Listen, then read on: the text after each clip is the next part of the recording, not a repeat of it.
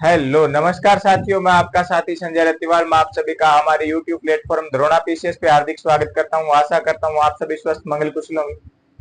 हम पढ़ रहे थे भारत का इतिहास और पिछली क्लास में हमने देखा था ताम्रपाषाण काल। ताम्रपाषाण काल की पूरी जानकारी हमने देख ली थी। आज पढ़ेंगे पाषाण काल के बाद में एक नया काल, सिंधु घाटी सभ्यता का। सिंधु घाटी सभ्यता काल पढ़ेंगे। तो प्रारंभ करते हैं सिंधु घाटी सभ्यता काल को।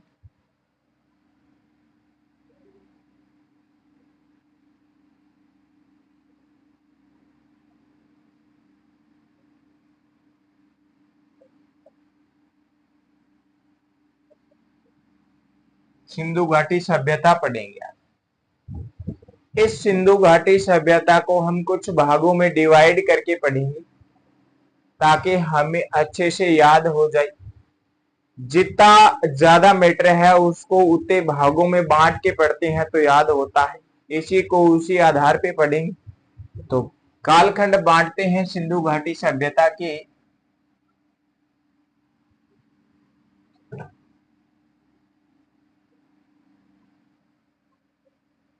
लो जी।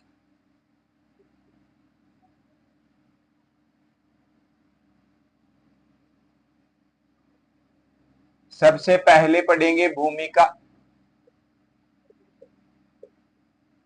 फिर पढ़ेंगे उत्पत्ति, फिर पढ़ेंगे विस्तार। क्या देखा?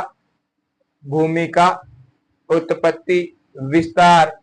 विस्तार से पहले ही एक और ले लेते हैं थोड़ा, कालक्रम। क्या ले लिया जी? कालक्रम। कालक्रम के बाद में विस्तार पढ़ ली। विस्तार के बाद में बात करें सर क्या आएगा? स्थल व विशेषता देखेंगे। देखते हैं स्थल व विशेषता आगे आएगी।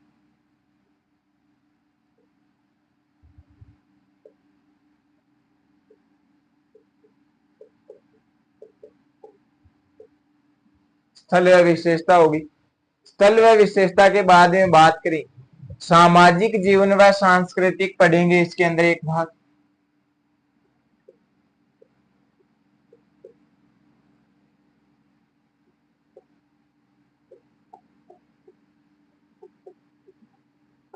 सामाजिक जीवन व संस्कृति।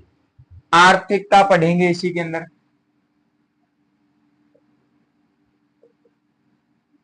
इसी के अंदर राजनीतिक पढ़ेंगे।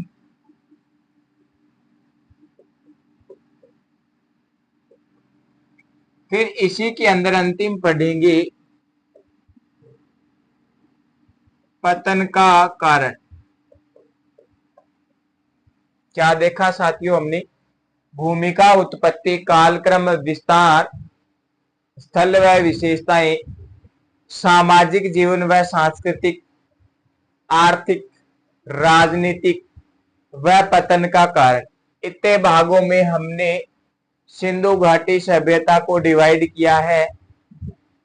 जैसे ही डिवाइड किया है ऐसे ही पढ़ेंगे क्रमबद्ध तरीके से ताकि हमें समझ आए।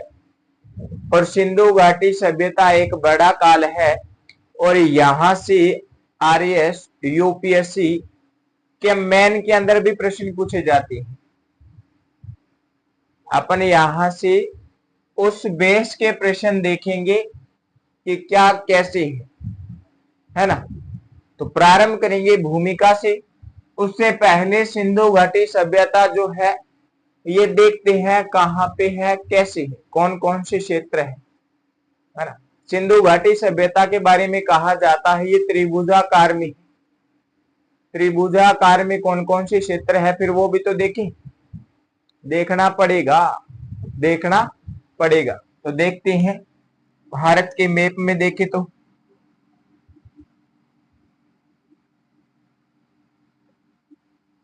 आशा करता हूं मैं आप सभी को भारत का मैप अच्छे से बनाना आता होगा। मेरे को इतना अच्छा नहीं बनाना आता है, आपको मेरे से अच्छा बनाना आता होगा।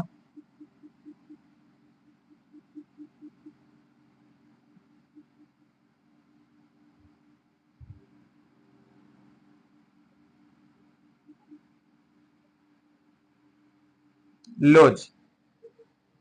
मेरे को तो ऐसा ही मैप बनाना आता है, ज्यादा अच्छा नहीं आता। अपने हिस्ट्री सब्जेक्ट है, जियोग्राफी नहीं है, तो ये थोड़ी मैप वाली जो है ये अपन को नहीं आती है। फिर भी जैसा भी है मैंने बनाया है, मेरे हिसाब से तो अच्छा ही है। बाकी आप अच्छे से बनाना, जितनी बार मैप बनाओगे आप, बार बार बनाओगे उतना ही अच्छा मैप बनेगा। एक दो बार तो ऐसे पता ही नहीं भूटान कहाँ पे लटक रहा है, गुजरात किधर ही होगा, जम्मू कश्मीर वाला ऊपर का जो हिस्सा है ये भी पता नहीं कहाँ पे है। लेकिन फिर भी अच्छे तरीके से बना सकते हो आप। इसकी बात करें सिंधु घाटी सभ्यता की, कहां पे है? जम्मू, महाराष्ट्र, मेरठ, और एक क्षेत्र इधर आता है बलूचिस्तान। मैंने पॉइंट लगाए हैं जम्मू, मेरठ, महाराष्ट्र, बलूचिस्तान। जम्मू का है जी मांडा। जम्मू कश्मीर की बात करें, मैप छोटा है, लिखेंगे तो समझ नहीं आए, वैसे बता देता हूं मैं साथ साथ में। जम्मू का है मांडा। मेरठ की बात करें सर, मेरठ का क्या है? आलमगिरीपुर। क्या है? आलमगिरीपुर। आलमगिरपुर। महाराष्ट्र, ये जो मैं नाम लूंगा ये आपने पहले की क्लास में पढ़ा है, देमाबाद, जब हम ताम्र पाषाण काल पढ़ रही थी। अब आ गया बलूचिस्तान। बलूचिस्तान का कौन सा क्षेत्र है? दाशक नदी तट पर क्षेत्र है, सुतकानीगर लिखते हैं।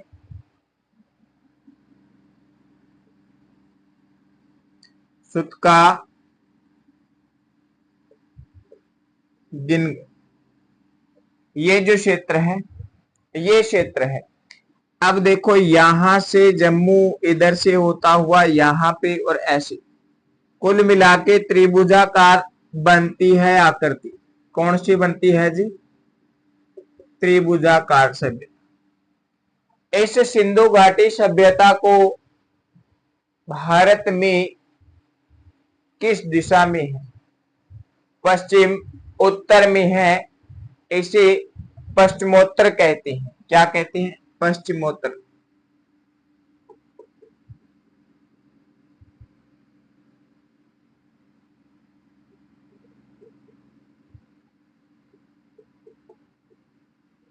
पश्चिमोत्तर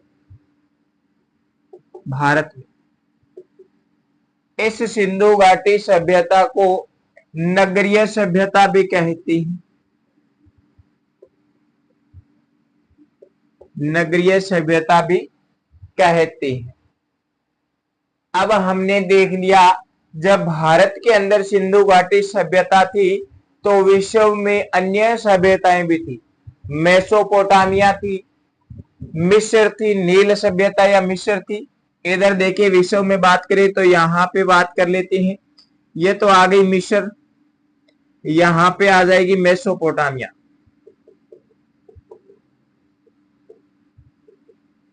मेसोपोटामिया, ये मेसोपोटामिया यहाँ पे, मिस्र यहाँ पे, और सिंधु घाटी सभ्यता इधर आ गई अपनी। अब बात करें मेसोपोटामिया व मिस्र सभ्यता है, इन दोनों को मिलाने के बाद भी उस समय तत्कालिक सभ्यता सिंधु घाटी सभ्यता है, ये इन दोनों सभ्यताओं से 12 गुना बड़ी है। जो सिंधु घाटी सभ्यता है ये 12 गुना बड़ी सभ्यता है मेसोपोटामिया व मिस्र दोनों को मिलाने पे। अगर अकेला मिस्र की बात करें तो इस मिस्र से 20 गुना बड़ी सभ्यता है ये उस समय की। क्या है? 20 गुना बड़ी सभ्यता है। इस सिंधु घाटी सभ्यता को कांस्य युगीन,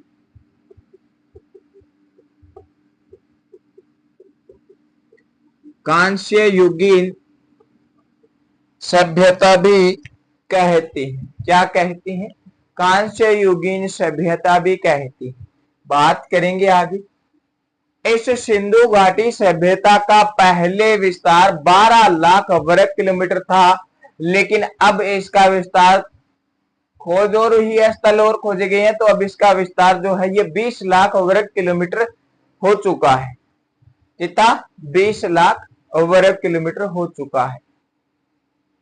इस सिंधु घाटी सभ्यता के अन्य नाम भी मिलते हैं, अन्य नाम भी मिलते हैं। सिंधु घाटी सभ्यता के अन्य नाम भी मिलती है। इसे अलग अलग क्षेत्र पे अलग अलग नाम से जाना जाता है। हड़प्पा सभ्यता भी कहते हैं, बात करेंगे हड़प्पा पे। सिंधु घाटी है तो सिंधु घाटी तो कहते ही हैं। सिंधु घाटी सभ्यता, इसे सरस्वती सभ्यता भी कहती। इस सिंधु घाटी सभ्यता को प्रथम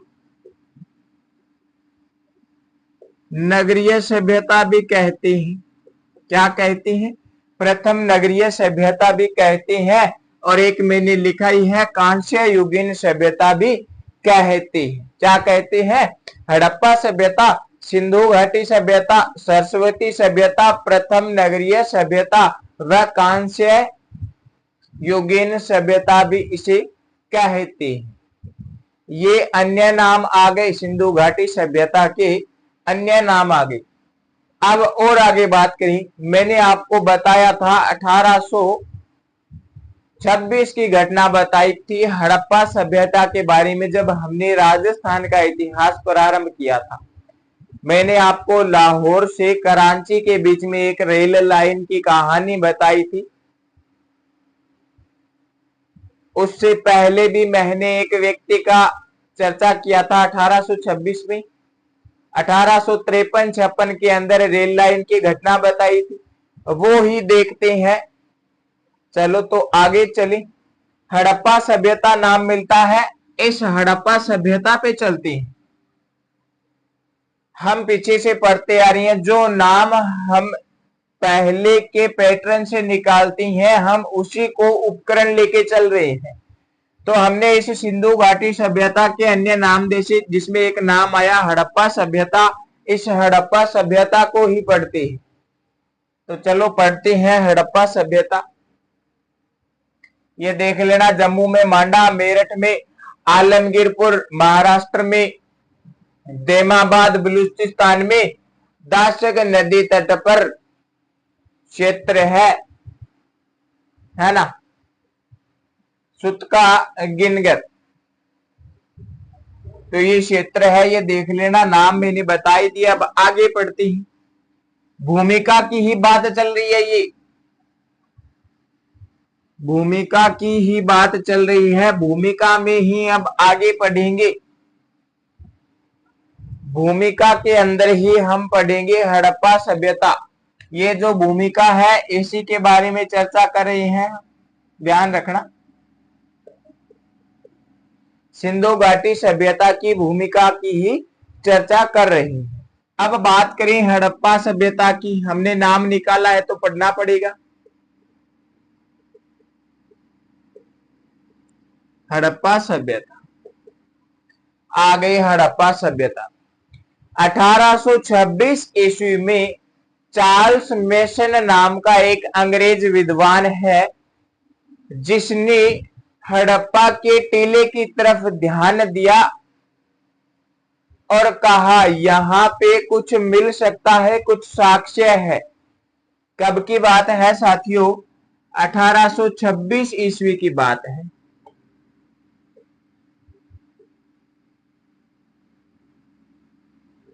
चार्ल्स मेसन नाम का व्यक्ति था, जिसने हड़प्पा के टीले की ओर अपना ध्यान जो है आकर्षित किया। इसने कहा कि यहां पे कुछ मिल सकता है। लेकिन इस व्यक्ति की बात को नकारा गया, किसी ने ध्यान नहीं दिया। तो इसके बात पे किसी ने ध्यान नहीं दिया, लेकिन ये प्रथम व्यक्ति है जिन्होंने हड़प्पा की तरफ इशारा किया था। इसके बाद में एक सन और मिलता है 1853 से 1856,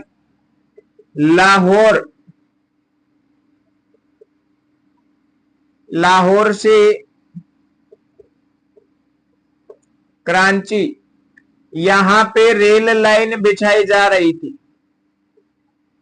रेल लाइन का निर्माण किया जा रहा था किंगम के नेतृत्व में। किसके नेतृत्व में?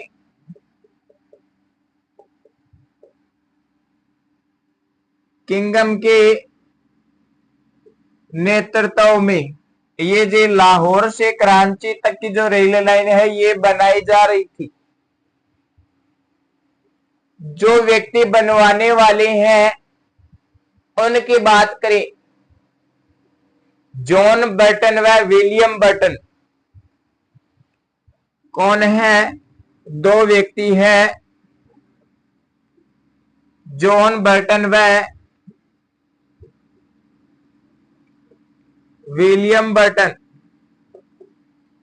इन दोनों व्यक्तियों के हाथ में थी ये रेल लाइन बनवाने का कार्य। इन दोनों व्यक्तियों को अब रेल लाइन के निर्माण के लिए, जो रेल लाइन बनाते हैं बीच में पत्थर कंक्रीट डालते हैं, वो डालनी है, उनकी आवश्यकता है, जरूरत है, और वो लेके आने हैं। तो इन दोनों व्यक्तियों ने, ये जो कराची और लाहौर है इसके बीच में हड़प्पा क्षेत्र आता है, वहां से इनको किसी ने बता दिया कि सर आप तो उस क्षेत्र पे जाओ, वहां से उस टीले को खोदो, आपको पत्थर मिल जाएंगे। इन दोनों व्यक्तियों ने वहां से ईंटें निकाली। क्या निकाली जी? ईंटें निकाली,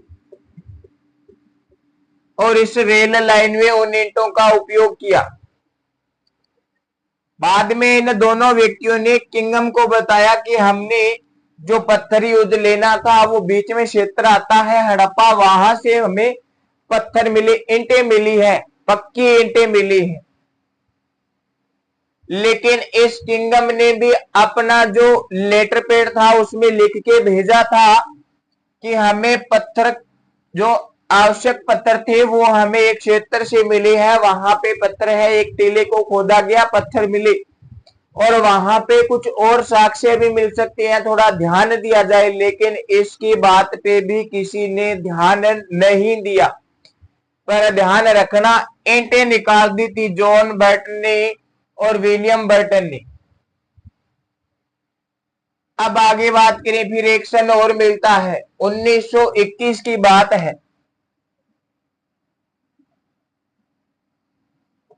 1921, जॉन मार्शल नाम का व्यक्ति है, भारतीय पुरातात्विक व सर्वेक्षण विभाग के अध्यक्ष है।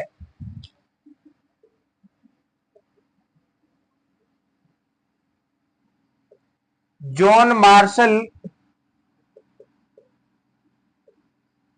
भारतीय पुरातात्विक व सर्वेक्षण के अध्यक्ष है।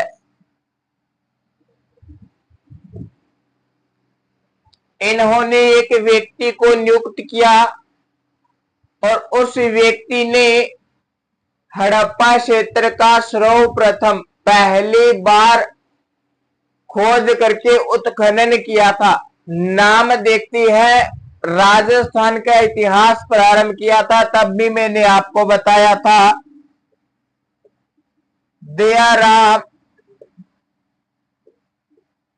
साहनी। दयाराम साहनी नाम का व्यक्ति था जिसने खोज की हड़प्पा की। हड़प्पा के बारे में मैं आपको बता दूं, पाकिस्तान में है जी। कहां पे है? पाकिस्तान में। सर्वप्रथम खोज किया था दयाराम साहनी ने, उत्खनन भी इन्होंने किया था। अब तक की बात करें, ये जो सिंधु घाटी सभ्यता है, इसके 1400 से 1500 के बीच में स्थल मिल चुके हैं। 1400 से 1500 तक स्थलों की खोज की जा चुकी है।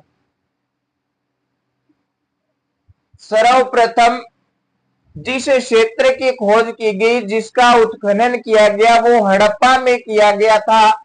इसीलिए सिंधु घाटी सभ्यता को हड़प्पा सभ्यता भी कहते हैं।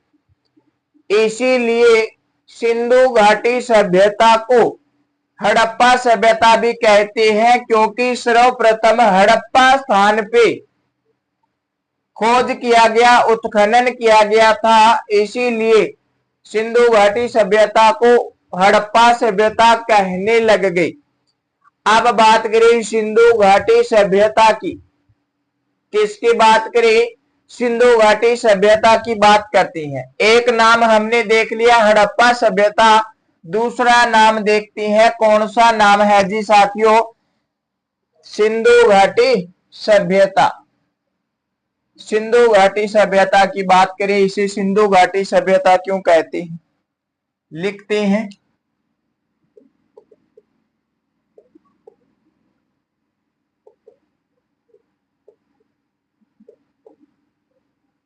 सिंधु घाटी सभ्यता। मैं बात करूं 1947 तक की, तब तक इस सिंधु घाटी सभ्यता के 40 स्थल खोजे गए थे।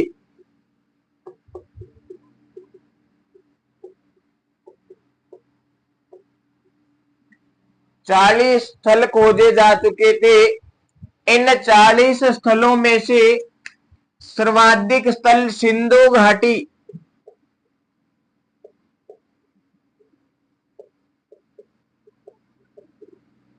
घाटी में थे। ज्यादा स्थल सिंधु घाटी में थे, इसीलिए इस घाटी को सिंधु घाटी सभ्यता कहने लग गई। फिर मैं बात करूं, ऐसे तो गंगा का प्रवाह होता है और ऐसे इस सिंधु घाटी का प्रवाह होता है। ये जो बीच का क्षेत्र है, इस क्षेत्र के अंदर 1100 स्थल है। हमने बात की थी पहले। अब तक 1400 से 1500 के लगभग स्थल खोजे जा चुके हैं। इनमें से 1100 जो स्थल है वो सिंधु घाटी व गंगा नदी के बीच का जो क्षेत्र है, यहां से खोजे गए हैं। यहां से खोजे गए हैं। और इन दोनों नदियों के बीच से एक नदी और गुजरती है, वो सरस्वती है। कौन सी है साथियों? सरस्वती है। और ये 1100 जो क्षेत्र है, ये सरस्वती नदी के तट या किनारे पे है। इसीलिए इस सिंधु घाटी सभ्यता को क्या कहते हैं? सरस्वती सभ्यता भी कहते हैं। क्या कहते हैं? सरस्वती सभ्यता भी कहते हैं। पढ़ लिया जी, सिंधु घाटी पढ़ ली, सरस्वती पढ़ ली।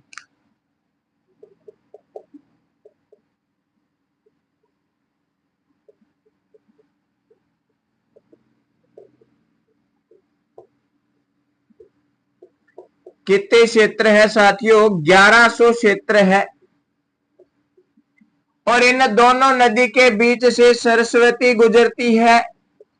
और सरस्वती क्षेत्र स्थल की बात करें तो ये जो 1100 स्थल है, ये इसी सरस्वती के स्थल क्षेत्र में आते हैं। इसीलिए इस नदी, इस घाटी को, इस सभ्यता को सिंधु घाटी सभ्यता व सरस्वती सभ्यता कहती हैं। लेकिन बाद में सरस्वती लुप्त हो जाती है। अगर बात करें राजस्थान के अंदर सरस्वती नाम आया है, तो मैं बता दूं, राजस्थान के अंदर जो घग्गर नदी है, घग्गर नदी प्रवाहित होती है, उसे सरस्वती कहते हैं। उस नदी को सरस्वती कहते हैं कि ये जो सरस्वती है वो घग्गर नदी ही है। लेकिन जब आप राजस्थान जियोग्राफी भूगोल के अंदर नदियां पढ़ेंगे तब आपको हमारे उमेश सर अच्छे तरीके से बता देंगे। सरस्वती नदी का प्रभाव है, घग्गर नदी का प्रवाह अच्छे तरीके से आपको करवा देंगे राजस्थान भूगोल के अंदर।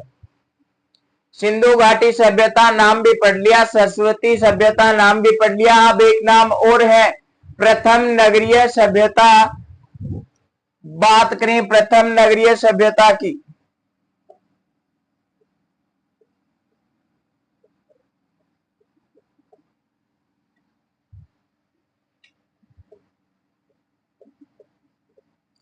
जी सर इस सभ्यता को प्रथम नगरीय सभ्यता क्यों कहते हैं? प्रथम नगरीय सभ्यता क्यों कहते हैं? बात करें जब कोई सभ्यता खोजी जाती है तो वो पहले से ही नगरीय सभ्यता नहीं होती, वो पहले से ग्रामीण सभ्यता होती है, बाद में परिवर्तन होता है, परिवर्तन होके ही वो नगरीय सभ्यता बनती है, परिवर्तन होके ही वो नगरीय सभ्यता बनती है। प्रथम नगरीय सभ्यता के अंदर देखिए हमने पढ़ा था मेसोपोटामिया सभ्यता थी एक, उसके और सिंधु घाटी सभ्यता के बीच में अंतर था। मेसोपोटामिया के जो मकान थे, घर थे, वो कच्ची ईंट के थे, जबकि हमारे सिंधु घाटी सभ्यता के जो मकान हैं वो पक्की ईंटों के हैं। मेसोपोटामिया में कच्ची ईंट के थे, इधर पक्की ईंट के मकान है और अलग अलग आकार की ईंटें हैं, आयताकार, वर्ताकार ऐसी ईंटें हैं। इसी सिंधु घाटी सभ्यता के अंदर सर्वप्रथम नगरों का उदय होता है। क्या होता है साथियों?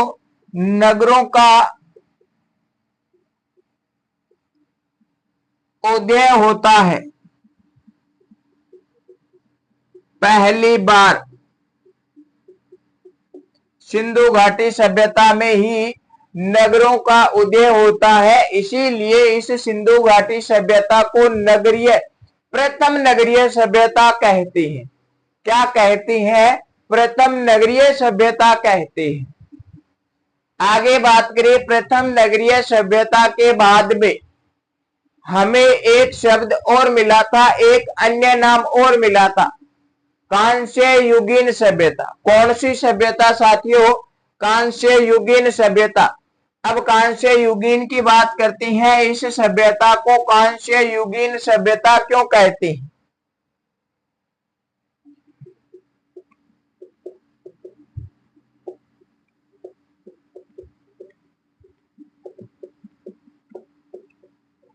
कांस्य युगीन सभ्यता क्यों कहती है? जब हमने पाषाण काल पढ़ा था तो मैंने आपको बताया था मानव पहले पत्थर का उपयोग करता था। पाषाण काल के बाद में हमने ताम्र पाषाण काल पढ़ा था, तांबे का उपयोग करने लगा था मानव। लेकिन तांबे के बाद में फिर परिवर्तन आया, सिंधु घाटी सभ्यता काल के अंदर मानव ने तांबे के साथ टीन मिलाकर कांस्य बनाया और कांस्य का उपयोग करने लगा। कांस्य युगीन सभ्यता में क्या किया मानव ने?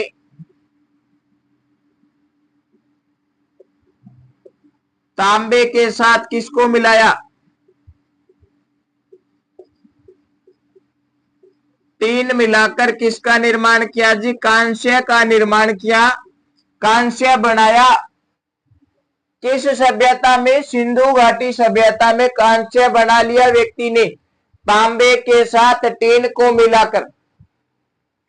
दोनों को मिलाते ही एक नई धातु बन गई, कौन? कांस्य बनती है। आप भी समझदार हो, बनती है। एक से भले दो, दो से बने तीन, है ना? एक से बने दो, दो से बन जाते हैं तीन। तो देख लो, तांबे के साथ टीन मिलाया, बना मिलते ही एक नया धातु आ गया, कौन है? कांस्य। इस कांस्य का सिंधु घाटी के अंदर उपयोग जो है, उपयोग अधिक किया गया। कांस्य का उपयोग अधिक किया गया, इसीलिए सिंधु घाटी सभ्यता को कांस्य युगीन सभ्यता कहते हैं। कांस्य युगीन सभ्यता कहते हैं। तो इस क्लास के अंदर अब तक हमने देखा सिंधु घाटी सभ्यता की उत्पत्ति को लेके हम चले थे, जिसमें उत्पत्ति आज की क्लास में हमने पूरी कर ली है, सॉरी भूमिका पूरी कर ली है। आगे की क्लास में उत्पत्ति लेके चलेंगे और उत्पत्ति पढ़ेंगे। धीरे धीरे थोड़ा थोड़ा मैटर याद करती हैं जो हमारे दिमाग में अच्छे तरीके से छप जाए, कंठस्थ हो जाए, बाद में एग्जाम में हमें कोई कठिनाइयां समस्या उत्पन्न न हो। तो आज के लिए इतना ही। आशा करता हूं आप सभी को मेरी क्लास जो है अच्छी लगी होगी, पसंद आई होगी। अगर अच्छी लगी है तो लाइक करें, कमेंट करें, वीडियो को ज्यादा से ज्यादा शेयर करें। अगर आप में से किसी साथी ने हमारे YouTube प्लेटफॉर्म द्रोणा पीसीएस को सब्सक्राइब नहीं किया है तो सब्सक्राइब करें, बेल आइकन के बटन को प्रेस करें ताकि आपको क्लास का नोटिफिकेशन मिलता रहे। धन्यवाद साथियों, मैं आपका साथी संजय रतिवाल।